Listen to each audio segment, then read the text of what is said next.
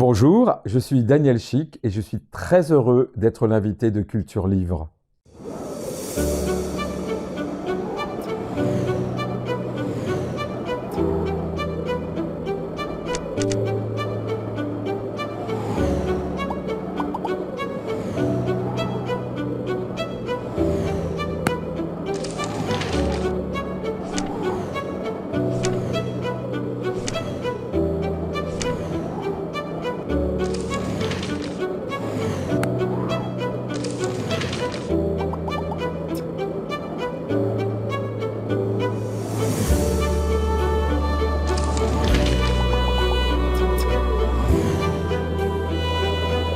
Pouvez-vous vous présenter? Alors j'ai eu la chance de commencer à faire de la radio très tôt, j'avais même pas 20 ans, et d'avoir une émission à mon nom sur Radio France Internationale, et une émission diffusée à l'époque dans le monde entier. Il y avait 80 millions d'auditeurs, donc vous imaginez. Et dans cette émission, j'ai reçu plein de gens, mais surtout j'ai beaucoup voyagé pour faire l'émission de différents pays, et notamment de nombreux pays africains. C'est pour ça que j'aime beaucoup l'Afrique, que je la connais, et qu'elle est dans mon dernier livre. Et puis après, Radio France Internationale, j'ai beaucoup fait d'émissions sur France Inter, France Musique, des radios nationales et Europe 1. Et j'ai fait des émissions de télé, avec toujours de la culture dedans.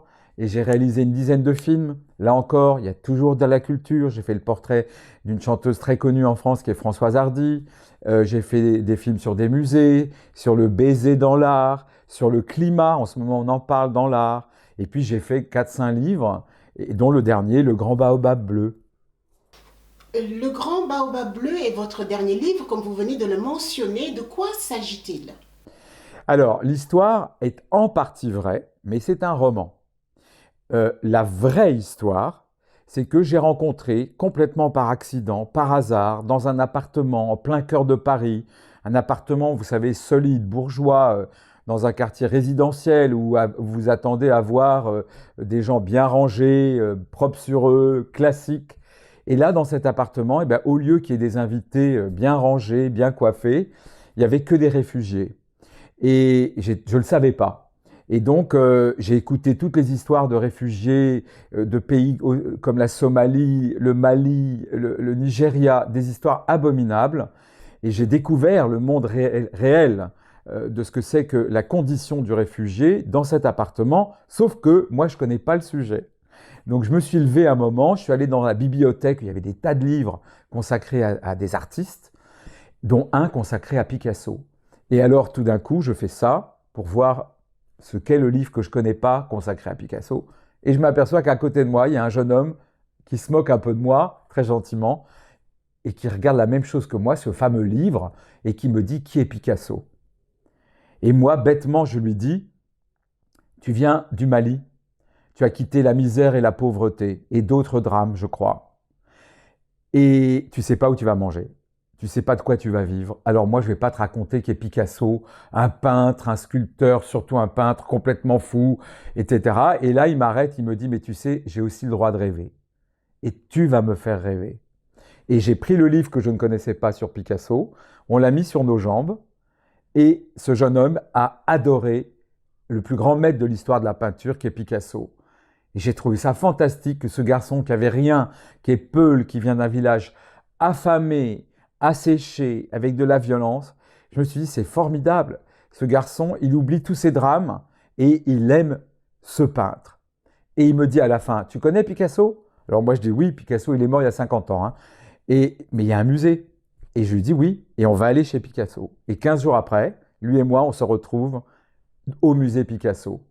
Et on va se voir ensuite que dans des musées.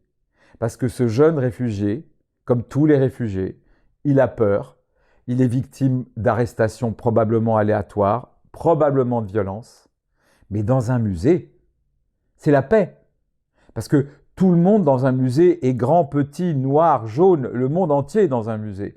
Donc il n'y a pas de violence, les gens murmurent, on sent paix. Et donc ça, c'est l'histoire vraie. J'ai rencontré ce réfugié malien et lui et moi, notre amitié a grandi que dans les musées. Et dès que je voulais aller ailleurs, il me disait « Non, non, non, tu dois me faire rêver et tu me fais rêver dans les musées. Et dans les musées, j'oublie mes drames. » Ça, c'est l'histoire vraie. Et après, le roman, ils vont dans des musées assez incroyables, les tableaux vont changer leur vie, mais le sujet du livre, c'est vraiment que l'art réunit les gens. Et s'ils sont blessés par différentes solitudes, ça les répare. Voilà. Donc, l'héroïne qui s'appelle Demba, je pense que Mathieu, c'est son nouvel ami. Alors Mathieu, c'est un peu moi. Dans le livre, Mathieu a perdu un enfant. Il est très seul. Et Demba, ce garçon qui vient du Mali, il est aussi très seul. Il a aussi vécu des drames. Donc en fait, ces deux hommes qui n'ont pas le même âge, pas la même culture, pas la même couleur, ils ont la même chose en fait en commun, la solitude et la douleur. Et c'est l'art qui va les réunir, les emballer, les faire se rencontrer, discuter. Et puis surtout, c'est un échange. C'est-à-dire que le jeune Demba malien qui ne connaît pas la peinture occidentale, il va donner son avis. Et il va dire, mais dis donc, Picasso, il a connu l'Afrique. Et oui, Picasso a collectionné des œuvres africaines. Donc il va y avoir des échanges. Et le critique, le blond, il a une connaissance. Alors il va la partager. Demba, il va adorer. Mais Demba, il va aussi potasser, travailler. Il va aussi donner son point de vue. Donc les deux, Demba le réfugié et Mathieu, l'ancien critique d'art parisien, eh bien, ils vont se rencontrer grâce au musée. Peut-on dire que c'est l'amitié qui va sauver ces deux êtres qui sont en souffrance un peu? Alors, ces deux êtres vont se sauver parce qu'ils vont réunir leur solitude. Et puis, ils vont se raconter. L'amitié, c'est quoi? C'est se faire des confidences. C'est partager l'intime. Donc, les deux personnages vont se rencontrer et ne se parler que dans les musées. C'est ça l'originalité de ce livre. Et je vous montre le livre parce qu'un baobab bleu, ça n'existe pas. Et le bleu, c'est en référence au fameux Picasso. Parce que la période bleue de Picasso, c'est une période dans sa vie très particulière. Je ne peux pas en dire plus. Mais la couverture même raconte le livre. Le baobab, c'est le pays de Demba qu'il est obligé de quitter, mais qu'il retrouvera peut-être. Ça, c'est un des suspects du livre. Et bleu, ça n'existe pas, c'est surréaliste parce que l'art fait des choses irréelles. Deux êtres Oui. de cultures différentes, Oui. de pays Oui. différents, d'histoires différentes qui réussissent à travers l'art à se connecter. Le livre, c'est sur la force de l'art. D'abord, on découvre des tas d'œuvres, on découvre des tas de musées, mais c'est montrer que l'art pas efface les différences, mais l'art ne pose pas de problème. Les différences sont une richesse. Moi, ce que j'aime dans l'art, c'est voir des œuvres qui racontent autre chose que ma vie de Parisien. L'art me sort de ma vie, de mon corps, de ma tête. Et pour l'autre personnage malien, pour Demba, c'est la même chose. Quand Demba et moi, on est devant un tableau de Picasso, devant une sculpture incroyable ou dans un musée magnifique, eh bien, on oublie nos douleurs. L'art soigne. Dans le livre, je dis que l'art répare et que tout le monde peut être réparé par l'art. C'est-à-dire tous ceux qui vous regardent, qui me regardent maintenant, il y a beaucoup de gens, vous savez, ils n'osent pas pousser la porte d'un musée. Ils se disent, c'est pas pour nous, c'est pas notre culture. Mais c'est absolument pas vrai. C'est une porte ouverte sur le monde, un musée, un tableau, un livre, un film, la musique. Moi, j'aime tout ça. Dans le livre, il y a beaucoup les tableaux et les musées, mais au fond du fond, vous disiez à quoi le livre, c'est quoi, qu'est-ce que ça raconte? La force de l'art, le livre raconte que quand on va avec quelqu'un à un concert, dans un musée, qu'on partage des émotions devant une œuvre, on se rapproche. Alors, comment finit Demba, réfugié en France? Comment sa situation va évoluer avec la proximité qu'il a eue avec Mathieu?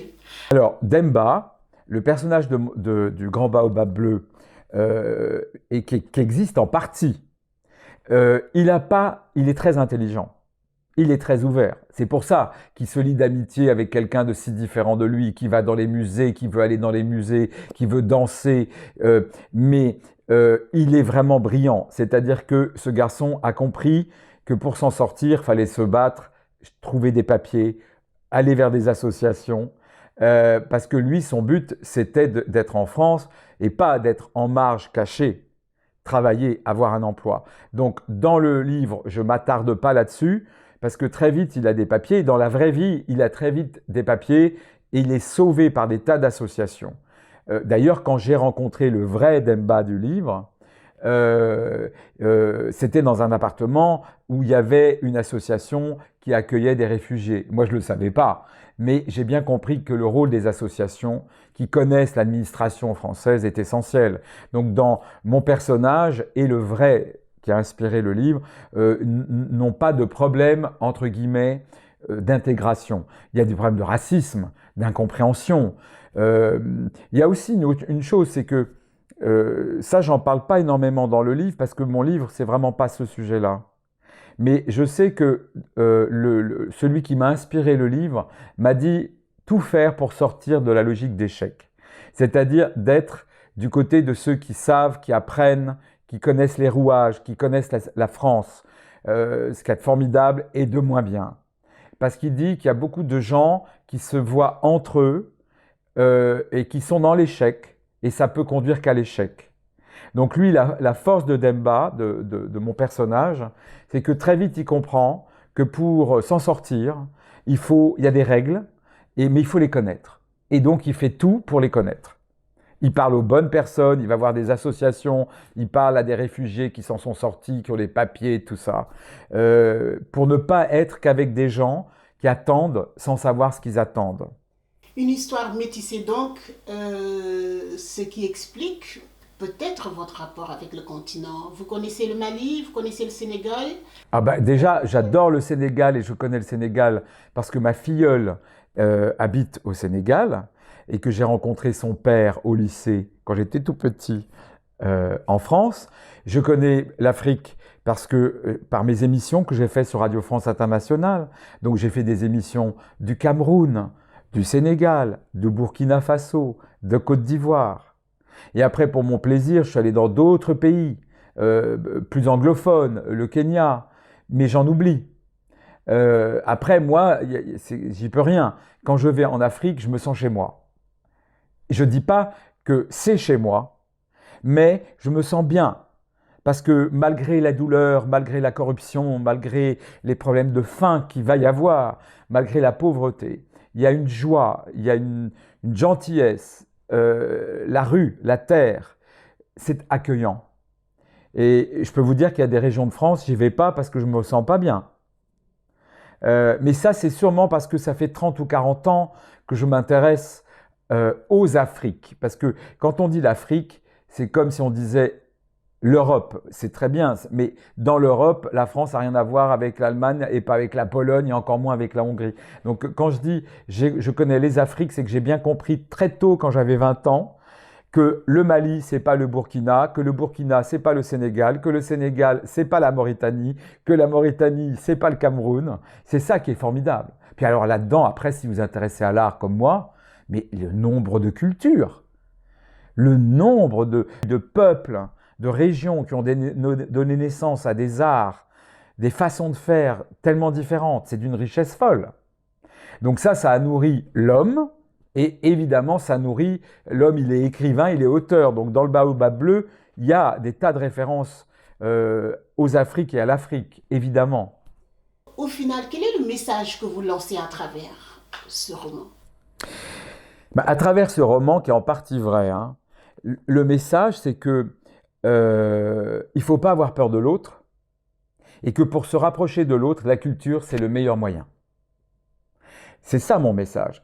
Et c'est un message de tolérance parce que les deux héros du livre, le jeune réfugié malien et le Parisien blondinet de 50 ans, un peu snob, un peu fatigué, normalement, ils n'auraient aucune raison de se rencontrer. Et ils se rencontrent grâce à un livre. Et après, ils vont dans des musées. Et tous les deux se rapprochent, se sentent en paix, discutent, échangent, grâce à la culture. Donc mon message, c'est que la culture, c'est essentiel pour que les gens se rapprochent, se découvrent et n'aient pas peur des autres. Donc ce livre, c'est un hymne à l'art, à l'homme qui crée, et c'est un hymne, je pense, à la tolérance. Parce que mine de rien, ces deux individus du livre, Demba le réfugié et Mathieu le critique d'art, eh ben, ils vont beaucoup s'apprécier malgré leurs différences. Ils vont se soutenir malgré leurs différences. Donc c'est quand même, je pense, un hymne à la tolérance.